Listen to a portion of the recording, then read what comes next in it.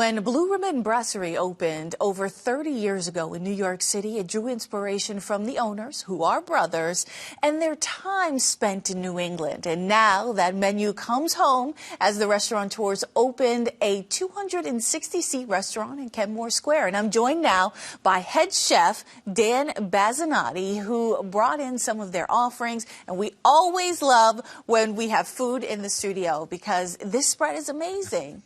So talk to me about the restaurant and its concept. Yeah, thank you for having me. Yeah. We're super happy to be here. We just opened. The restaurant concept, as you kind of said, Eric and Bruce came up with this 30 years ago and opened their flagship brasserie, which is, you know, their take on their experience in France and then all the food that they grew up eating. So everything is just near and dear to their hearts. All the dishes that you see, everything from, you know, the plateau to the house-made charcuterie, all the way to fried chicken. So it's just comfort food, but just done really well and very approachable. And now we're doing it here in Boston. Now, we talked about how the owners sort of drew on their experience coming to New England. You're a New England guy. So what did you bring to this menu that, you know, was quintessential New England? Yeah, I mean, you're kind of looking at... Yeah, seafood. You're looking at it, some beautiful lobster, Jonah crabs, you know, all the oysters and clams. They're just amazing. I mean, we have a beautiful raw bar, so when you walk into the restaurant, you know, not only are you welcomed by the 70-foot bar, but there's a raw bar right there, and on the ice, we're showcasing all the local stuff. We had whelks the other day, razor clam ceviche tonight. So we just have some really cool stuff and fun things going on, and just showcases New England and the waters. And you all are super intentional about the product that you cook and that you put out.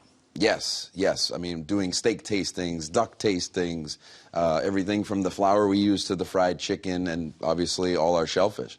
Yeah. Just picking the best quality of everything and working hand in hand with all our purveyors. What can folks expect when they, you know, walk in for a dining experience? I think the cool thing about the brasserie here is you can have whatever experience you want. You know, it's a community center. It's a place for everyone. So you can walk in after a day at work and have a beer and a burger at the bar. You can come in with a group and celebrate and get a plateau and share fondue and have these exciting, fun things. You know, or you can come in and have your appetizer, Caesar salad, and a steak frite. So it's kind of whatever you want to do. There's all little different parts of the dining room. There's parts that are a little bit more chill, where you're just going to relax and have a quiet area, or the hustle and bustle of the bar, the raw bar, where you're watching our team open oysters and do fun specials. So you can kind of create your own experience, which is really special, I think. So Boston has a ton of restaurants. How do you guys sort of stand out from all of the other, you know, options that folks have? Yeah, I mean, Boston is a great scene, and I've been involved in it for a very long time. I think that we bring something very special to the table, and as I was mentioning about like the community center, I mean, we're a place for everyone, and Blue Ribbon's past, they're known for having the chefs eat at their restaurants.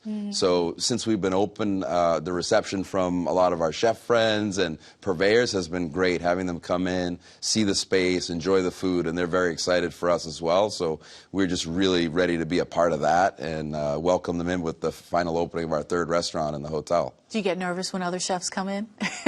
Nah, they like to, you know, give me trouble, but everyone is very friendly, and we have a great time. That's awesome. Let's talk about the food you brought. Yeah, please. This seafood tower is amazing. And, of course, New England, I mean, we know seafood, I would argue, probably the best. So. Yep. Yeah. Yeah, this is what I would definitely start with. I mean, you're getting 6 of the freshest oysters, so we get all different types, using Island Creek oysters, getting stuff from Maine.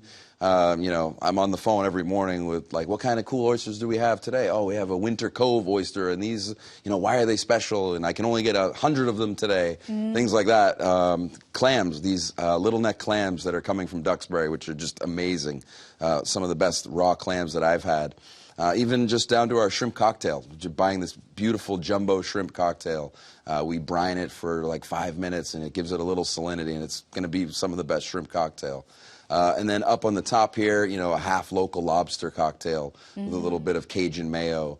the New Orleans head-on prawns, which are really fun, and we invite our guests to get their hands dirty and peel and eat shrimp and really get in there. And that's, for me, that's one of my favorite items. And then the Jonah crab claws, which are just these local, beautiful, plump crab claws that you just can dip in cocktail or the Cajun mayonnaise, whatever you like, and just awesome. So this is the way to go. This is where you start. Okay, I love that. And then we're going to France a little bit with the charcuterie board. Yep. So something very special, especially for me, is our charcuterie. So we sell all of these individually. You can buy our pâté. You can have the foie gras terrine that we have some quince and walnut, served with a little challah bread. We also have a little prosciutto on the menu. We have a beautiful prosciutto slicer right up front. So we're doing a 18-month San Daniele prosciutto from Friuli, which is, for me, one of the best prosciutto that you can get. It's nice and sweet.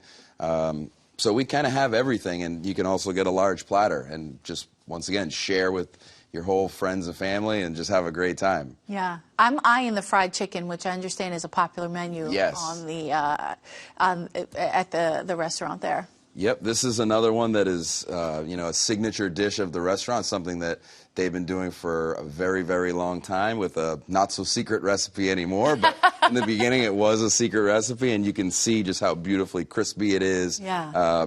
Served with mashed potatoes, gravy, braised collard greens, and a little bit of honey. Just so crispy. It's a whole chicken, bones and everything, so you just get in there and just attack the whole plate, and it's just so awesome. And the secret is they use a little matzo meal in the dredge, and also egg whites. A lot of people use buttermilk, but it helps the crust adhere to the chicken, so you don't get that crust falling off as much. Yeah. But some of the best stuff. All right, well, we got a trade secret here. It feels like, and then of course the duck, which it looks beautiful and succulent here, but it seems like it's almost like a tour of the United States, like in just a few dishes right here. Yeah, there's a ton of influence on the menu, and we're trying new things. We can't wait. We're a Boston restaurant. We are, trying new things, getting all the local stuff that we can get. For example, that duck dish with sweet leeks and just the local apples that are in the sauce. We're, changing seasonally, using what we can use from farms and things like that. So we're very excited, and it's only day 9, but we're going to be here for a very long time. Well, that's another thing I was going to ask you. What's the feedback you're getting from guests already? It's been great, and we've had so many different types of people come in. We've had people who are tourists, we've had people from the hotel, business meetings, our chef friends, late night, things like that, the industry, which is really great. And everyone's just been having a great time, and just, when they walk in, they're like, wow, this is not only beautiful, and then at the end they're like, oh my God, I'm so full. This is great. So we're really excited. We love to see that. That's our goal, is to just make people happy. All right. Well, I want to dig in here. And Please. I'm thoughtful. I'm looking at these oysters. Is there a way where I don't look like a fool on TV eating this oyster? Yes. So we'll set it up for you. Okay, let's do it. So we should try one of these oysters. Okay. These are moon shoals from Barnstable. Okay. And the Blue Ribbon way to try it is with a little sauce Alonzo.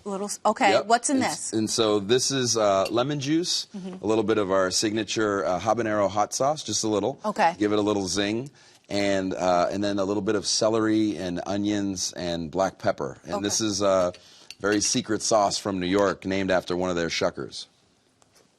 Mmm. Oh, I could eat 100 of those. Yeah, it's awesome. That's amazing. That sauce is good on anything. And it's also, you can taste the freshness, because, and I think that's a big deal, especially like with oysters and stuff like that. Like, you can taste it's plump. It's not like that mushy, like feeling that you have in your. It's like, oh, and it tastes like the sea, I guess, which is the point. And you're like, yeah, I'm a chef, obviously. But that's probably the importance of making sure that you pick vendors that are giving you the best quality stuff. Yeah, I mean, we work hand in hand. I'm on the phone with Wolf's Fish, Corey, who's a good friend of mine as well, and he's telling me, okay, this weekend I have live scallops, I have some Santa Barbara uni coming for you. I'm like, okay, great, yeah, give it to me, like that's my morning. That's what we're talking about. So that's just a really special thing, and that's what we're kind of showing the guests, and that's what we want to show them. Yeah. Okay, so I'm really afraid of the pâté. Oh, jeez. I'm a You little shouldn't be. nervous. I'm a little nervous. What? So I'm going to try it for the sake of science here. And this is the challah bread, right? Yep. Okay. So I'm going to try a little bit of this. Yeah, please. And this is the, what is this, the head? So that's the head cheese cheese. there, yep, which is just kind of a special at this moment. Okay. And then this is our country pate. Okay. And then the foie gras. So I think out of these three, you should definitely go for the foie gras with a little of the quince, too. With the quince. Okay. Yeah. All right. Let me grab this. Yeah, I can set you up thank a you. little I bit. appreciate Why not? you. Yeah. So a little bit of that. Yeah. And then you'll need a little quince, just adds that nice sweetness. Okay. Yeah, and that foie gras is just super rich and delicious. This is the first time I've ever tried this before. And a little bit of walnuts. Okay. All right, there you go. All right, let's do it. Ready? I'm not going to leave you alone there either. All right. I can't leave foie gras alone. All right, guys, Geronimo. Oh. I'm talking with my mouth open. That's nice. You're like, duh. Creamy, That's really tasty. delicious, like the kind of like sweetness from the fruit, that warm spice of cinnamon. Kind of makes it all pop.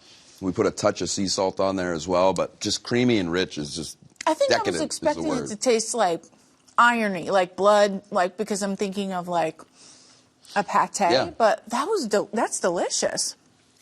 Thank you. Yeah. I'm glad you enjoy it. Yeah. All right, now I'm amped up about it. So let's try we're gonna try the That's the country pate. Country So that's pate. pork, chicken liver, and cognac. So we marinate it, we age it, and then we slice a thin slice. That with the mustard is going to be great. with the mustard. Okay, Yeah. we're gonna do Yeah. In that. France, you'd have a pate sandwich with baguette, pate, and cornichon.